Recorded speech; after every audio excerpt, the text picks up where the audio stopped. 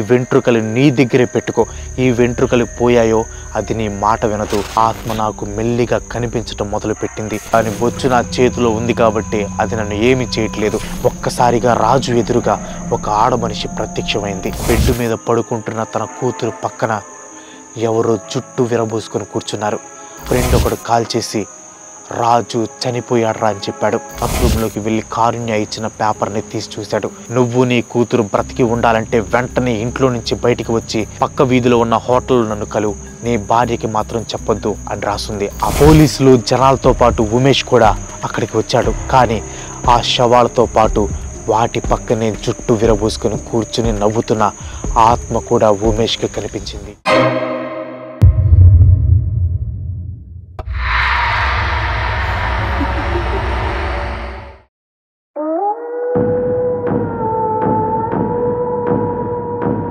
అత్యాశకి ఆకలి ఎక్కువ. ఆకలి ఎంతమందినైనా బలి తీసుకుంటుంది. అలా బలైన ఉమేష్ కథ ఇది. తాను చూసింది నిజమా లేదా అతని భ్రమ ఉమేష్కి అర్థం కాలేదు. పోలీసులకి తన స్టేట్మెంట్ ఇచ్చి నేరుగా ఇంటికి వెళ్ళిపోయాడు. ఇంట్లో వాళ్ళతో ఎక్కువగా మాట్లాడలేదు. నేరుగా బెడ్రూమ్లోకి వెళ్ళిపోయి సీలింగ్ చూస్తూ పడుకున్నాడు. సడన్గా మధ్యరాత్రిలో ఉమేష్కి మెలకువ వచ్చి కళ్ళు తెరిచి చూశాడు. ఏదో భయంకరమైన ఆకారం తన మీదకి వస్తున్నట్లు అనిపించింది.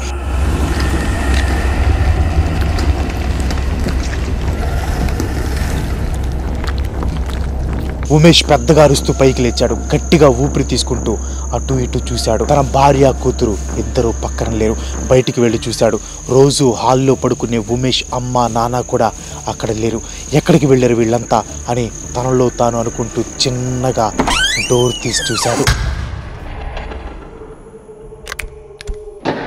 అక్కడ కొంతమంది గుర్తు తెలియని వాళ్ళు ఉమేష్కి కనిపించారు. వాళ్ళను చూసి ఉమేష్ వెనక్కి పరిగెత్తి వెనక డోర్ నుంచి బయటికి వెళ్ళడానికి ట్రై చేశాడు.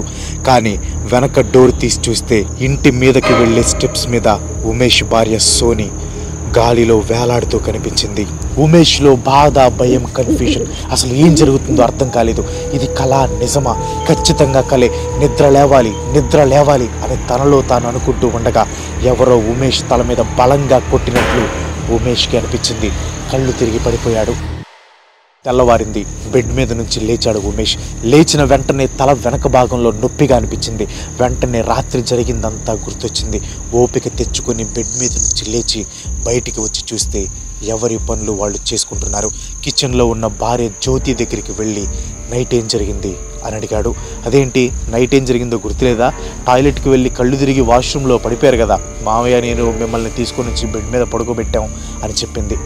ఉమేష్కి బ్లాంక్ అయిపోయింది. తాను రాత్రి చూసింది కలనా? మరి అయితే వాష్రూమ్కి వెళ్ళి కింద పడిపోయింది తనకి ఎందుకు గుర్తులేదు? ఇలా ఎన్నో క్వశ్చన్స్తో ఉమేష్ మైండ్ అంతా నిండిపోయింది. ఆ రోజు పోలీసులు ఇంటికి వచ్చి సురాజ్ ఇంకా మానస డెత్స్ గురించి ఉమేష్ని ఏవేవో క్వశ్చన్స్ వేశారు. పోలీసులు వెళ్ళిపోయాక ఉమేష్ ఎవరితో పెద్దగా మాట్లాడలేదు. రోజంతా బెడ్రూమ్లోనే ఉన్నాడు. సాయంత్రం ఎందుకో కిటికీలో నుంచి బయటికి చూశాడు. మెల్లగా చీకటి పడుతుంది. సడన్గా ఉమేష్కి వెన్నులో వణుకు పుట్టింది. నిన్న రాత్రి జరిగింది గుర్తొచ్చింది.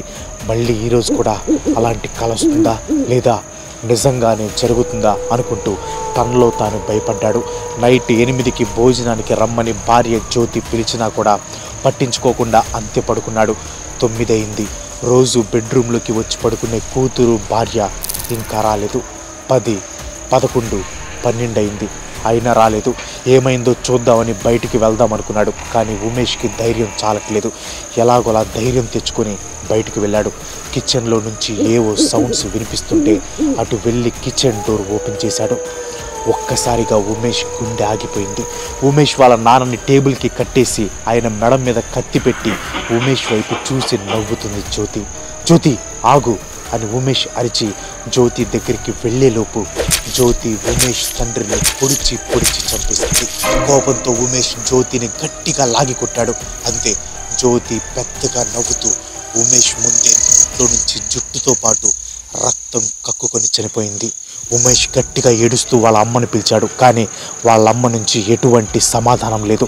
తన తల్లి కూతురు ఏమైపోయారో అన్న భయంతో కిచెన్ నుంచి బయటికి వచ్చిన ఉమేష్కి అక్కడ తగలబడుతున్న వాళ్ళ అమ్మ కనిపించింది. ఉమేష్ మంటల్ని ఆర్పడానికి ప్రయత్నం చేశాడు. కానీ లాభం లేకుండా పోయింది. ఉమేష్ అరుపులకి ఏడుపులకి చుట్టుపక్కన వాళ్ళందరూ వచ్చేశారు. కాసేపటికి పోలీసులు కూడా వచ్చేశారు.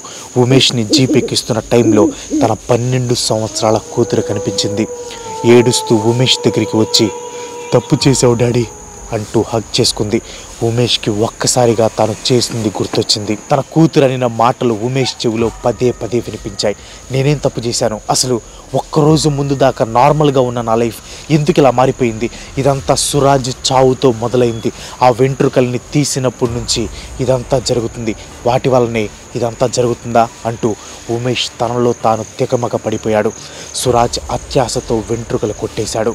కొట్టేసిన ఆ వెంట్రుకలతో మాట్లాడుతున్న టైంలో చాటుగా విన్న ఉమేష్ సురాజ్కి తెలియకుండా ఆ వెంట్రుకల్ని తీసుకొని తన దగ్గర దాచిపెట్టాడు. కానీ ఆ వెంట్రుకలు ఏం చేస్తాయి అనేది తెలియకుండా కేవలం సురాజ్ మాట్లాడేది విని ఆ వెంట్రుకల నుంచి డబ్బులు వస్తాయి అని వాటిని దొంగతనం చేసిన ఉమేష్ పెద్ద మూల్యమే చెల్లించాడు. జరిగింది మొత్తం ఉమేష్ పోలీసులకు చెప్పాడు. ఎవిడెన్స్లు కూడా ఉమేష్ చెప్పేదానికి సపోర్ట్గా ఉండటంతో పోలీసులు ఉమేష్ని వదిలేశారు. ఉమేష్ పోలీస్ స్టేషన్ నుంచి నేరుగా లైబ్రరీకి వెళ్ళాడు. లైబ్రరీ స్టెప్స్ ఎక్కుతూ ఉండగా మెట్ల మీద ఎవరో ఒక ఆడమనిషి ఉమేష్ని చూసి పెద్దగా నవ్వుతూ అలా ఒకసారి కనిపించి మాయమైపోయింది. భయపడుతూ లైబ్రరీ లోపలికి పరుగు తీశాడు ఉమేష్. లోపలికి వెళ్ళి తాను దాచిపెట్టిన వెంట్రుకల్ని తీసుకొని సురాజ్ డెస్క్ ముందు కూర్చొని కంటి నిండా నీళ్లతో వాటినే చూస్తూ కోపంగా ఒక్కసారిగా డెస్క్ని కొట్టాడు. డెస్క్లో ఉన్న సురాజ్ డైరీ బయటపడింది. ఆ డైరీని ఒక్కో పేజ్ తిరగిస్తూ ఉండగా ఉమేష్కి ఆ జుట్టు గురించి అసలు విషయం తెలిసింది. ఉమేష్లో కోపం, బాధ, తన మీద తనకే అసహ్యం వేశాయి. చచ్చిపోదాం అనుకున్నాడు. కానీ తన కూతురు గుర్తు వచ్చి బాధను దిగమింగుకున్నాడు. కానీ కోపం మాత్రం పోలేదు. ఆ దెయ్యాన్ని అంతం చేయాలి, నా కూతురిని కాపాడుకోవాలి అనుకుంటూ డైరీ పేజీలను తిరగేశాడు. రాజుకి జుట్టు ఇచ్చిన మాంత్రికుడు గురించి చదివి వెంటనే మాంత్రికుడిని వెతుక్కుంటూ కొండ మీదకి వెళ్ళాడు. తన సమస్యకి పరిష్కారం దొరుకుతుంది అనుకున్నాడు. కానీ అక్కడ రక్తం కక్కుకొని కుళ్ళిపోయిన స్థితిలో మాంత్రికుడి శవం ఉమేష్కి కనిపించింది. ఇంతలో ఉమేష్కి కూతురు ఫోన్ చేసి, డాడీ ఎవరో పెద్దగా ఏడుస్తూ నన్నే పిలుస్తున్నారు, భయంగా ఉంది, రా డాడీ అంటూ ఉమేష్కి ఫోన్ చేసింది. అప్పటి వరకు ఉమేష్లో ఉన్న కోపం నీరు కారిపోయింది. గుండెలు చేతిలో పట్టుకొని కూతురు దగ్గరికి వెళ్ళాడు. ఆ దెయ్యం తన కూతురిని కూడా వదలదు అని ఉమేష్కి భయం పట్టుకుంది. వెంటనే సురాజ్ డైరీ తీసి చూశాడు. దాంట్లో కారుణ్య గురించి ఉంది. కారుణ్య మంచివాడు, దెయ్యాల్ని హ్యాండిల్ చేయగలడు అని సురాజ్ రాసింది చదివి ఉమేష్లో చిన్న ఆశ కలిగింది. వెంటనే కారుణ్య గురించి వెతకటం మొదలు పెట్టాడు. కారుణ్య అడ్రస్ కనుక్కొని అతని ఇంటికి వెళ్ళాడు. ఇంట్లో కారుణ్య వాళ్ళ ఫాదర్ నారాయణ ఉన్నాడు. ఉమేష్ నారాయణని కలిసి కారుణ్య లేడా అని అడిగాడు. నారాయణ పక్కనే ఉన్న గోడ వైపు చూపించి అటు చూడు అని సైగ చేశాడు. గోడ వైపు చూసిన ఉమేష్ షాక్ అయిపోయాడు. గోడ మీద కారుణ్య ఫోటోకి దండ వేసి ఉంది. కింద అతని పేరు, చనిపోయిన డేట్లు ఉన్నాయి. తన కుటుంబం అల్లకల్లోలం అయిపోయిన రోజునే కారుణ్య కూడా చనిపోయాడు. ఉమేష్ కాసేపు అలానే ఫోటోను చూస్తూ ఉండిపోయాడు. 32 ఏళ్లకే గుండెపోటుతో చనిపోయాడు. కానీ అది గుండెపోటుతో వచ్చిన చావు కాదు అని నారాయణ ఏడుస్తూ అన్నాడు. కానీ ఉమేష్ అవేమీ పట్టించుకునే సిచ్యువేషన్లో లేడు. నా కొడుకు చావుతో ఇది అంతమవ్వదు అని మళ్ళీ నారాయణ అన్నాడు. అప్పుడు ఉమేష్ తేరుకొని, ఆగదా అంటే అని భయంగా అడిగాడు. దానికి నారాయణ, నేను జ్యోతిష్యం చెప్పడంతో పాటు దెయ్యాలు కూడా వదిలిస్తాను. కారుణ్య చనిపోయాక నేను తనని పట్టుకున్నప్పుడు ఇది తన న్యాచురల్ డెత్ కాదు, ఇది ఏదో దుష్టశక్తి చేసిన పని అని అర్థమైంది. మామూలు ఆత్మ అయితే కారుణ్య హ్యాండిల్ చేసేవాడు, కానీ ఇది బాగా పగతో రగిలిపోతున్న ప్రేతాత్మ అని ఉమేష్కి చెప్పాడు. రాజు సురాజ్ దగ్గర వెంట్రుకలు ఉన్నాయి కాబట్టి వాళ్ళని చంపింది, మరి కారుణ్యాన్ని ఎందుకు చంపింది అని ఉమేష్ తనలో తాను మెల్లిగా అనుకుంటూ ఉండటం నారాయణ విని, వెంట్రుకలేంటి అని అడిగాడు. ఉమేష్ మ్యాటర్ మొత్తం నారాయణకి ఎక్స్ప్లెయిన్ చేశాడు. నారాయణ మ్యాటర్ మొత్తం విని గట్టిగా ఊపిరి పీల్చుకొని, అది నిన్ను, నీ కూతురిని వదలదు. నీ కూతురిని కాపాడుకోవాలంటే ఆ వెంట్రుకల్ని తీసుకొని మంగళవారం ఊరి చివర ఉన్న కాళీమాత గుడి దగ్గరికి రా. నేను ఆ దయ్యాన్ని అంతం చేస్తాను అని చెప్పి ఉమేష్ని పంపించేశాడు. ఉమేష్ ఇంటికి వెళ్ళి తన కూతురిని పక్కన పడుకోబెట్టుకుని ఆలోచిస్తూ ఉన్నాడు. అసలు కారుణ్య ఎందుకు చనిపోయాడు? నా ప్రాబ్లం చెప్పిన వెంటనే నారాయణ గారు హెల్ప్ చేస్తాను అని ఎందుకు ఒప్పుకున్నాడు? అయినా అవన్నీ నాకు అనవసరం, నా కూతురు నాకు దక్కితే చాలు అని ఆలోచిస్తూ మెల్లగా నిద్రలోకి జారుకున్నాడు ఉమేష్. అర్ధరాత్రి 3 గంటలకి ఉమేష్కి సడన్గా మెలకువ వచ్చింది. లేచి చూస్తే పక్కన కూతురు లేదు. ఉమేష్ హడావిడిగా లేచి బయటికి వెళ్ళాడు. బయట తన కూతురు జుట్టు విరబూసుకొని కోపంతో గోడ మీద పెన్సిల్తో పిచ్చి గీతలు గీస్తూ ఉంది. ఉమేష్ ధైర్యం తెచ్చుకొని గట్టిగా, శ్రావ్య ఏం చేస్తున్నావు అని గట్టిగా అరిచాడు. శ్రావ్య మెల్లగా వెనక్కి తల తిప్పి, శ్రావ్య కాదు, నా పేరు ఉషా అంటూ క్రీపీగా నవ్వింది.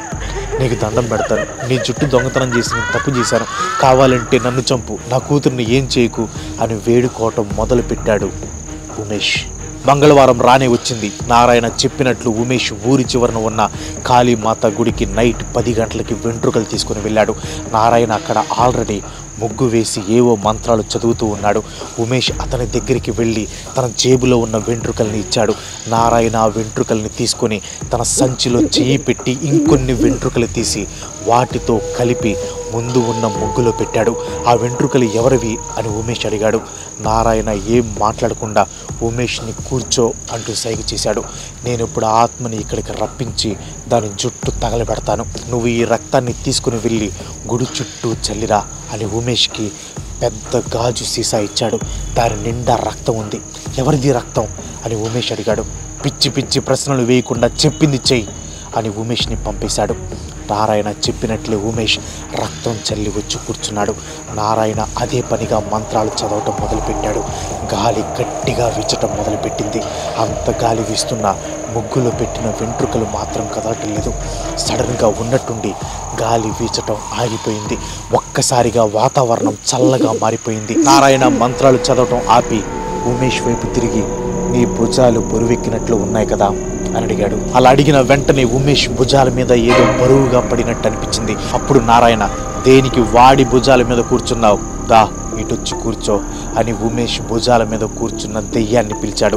అలా పిలవగానే ఉమేష్ భయంతో నా భుజాల మీదనా అంటూ పెద్దగా అరిచి ముందు వెనక్కి కదిలి వెళ్ళి వెంట్రుకలు ఉన్న ముగ్గులో పడిపోయాడు.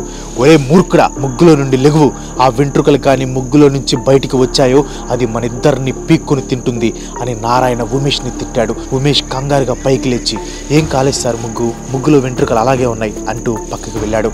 నారాయణ మళ్ళీ ఏవో మంత్రాలు చదవగానే ఈసారి ఆత్మ వచ్చి నారాయణ ఎదురుగా కూర్చుంది. నిన్ను వదిలేసి తప్పు చేశాను, నా బిడ్డ కారుణ్యాన్ని పోగొట్టుకున్నాను, ఇంకా ఇదే నీ అంతమని ముగ్గులో ఉన్న జుట్టు మీద నూనె పోసి నిప్పంటించాడు. ఆ దెయ్యం పెద్దగా అరుస్తూ కాలిపోయింది.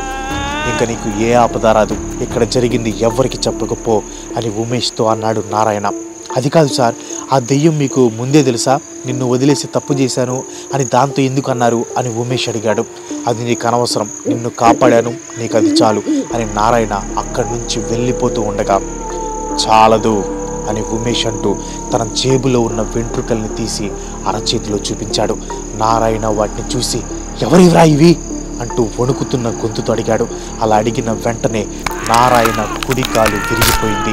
20 సంవత్సరాల క్రితం నువ్వు దారుణంగా చాతబడి చేసి చంపిన 2 పిల్లల తల్లి ఉషావి ఈ వెంట్రుకలు అని ఉమేష్ అనగానే నారాయణ 2వ కాలు కూడా విరిగిపోయింది. డబ్బు కోసం ఉషాకి ఉన్న మూఢనమ్మకాన్ని వాడుకొని తన చేతులతోనే తన పిల్లల్ని చాతబడి చేసి చంపించావు. ఆ తర్వాత ఊర్లో వాళ్ళందరికీ ఉషా చాతబడి చేసే మాంత్రికురాలు అని చెప్పి ఉషాని రాళ్లతో కొట్టి చంపించావు అని ఉమేష్ చెప్తూ ఉండగా నారాయణ చేతి వేళ్ళు ఒక్కొక్కటిగా విరిగిపోతూ వచ్చాయి.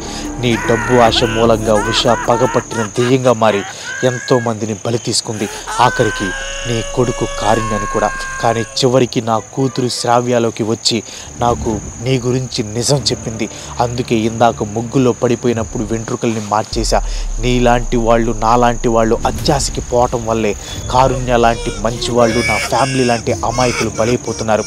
ఇంక నుంచి అలా జరగకూడదు అని ఉమేష్ అనగానే నారాయణ వెనక నుండి ఒక చెయ్యి అతని వీపులో నుంచి చీల్చుకుంటూ గుండెని బయటికి తీసి నారాయణని చంపేసింది. That's for today. ఈ వీడియో మీకు నచ్చింది కింద కామెంట్లో పోస్ట్ చేయండి. వీడియో నచ్చితే లైక్ కొట్టి మీ ఫ్రెండ్స్ ఫ్యామిలీ షేర్ చేయండి. ఇలాంటి హర్రర్ స్టోరీస్ మరెన్నో చూడాలనుకుంటే వెంటనే మన ఛానల్కి సబ్స్క్రైబ్ చేసుకోండి. ఇంకో మంచి ఎపిసోడ్తో మళ్ళీ కలుసుకుందాం. అంతవరకు సెలవు.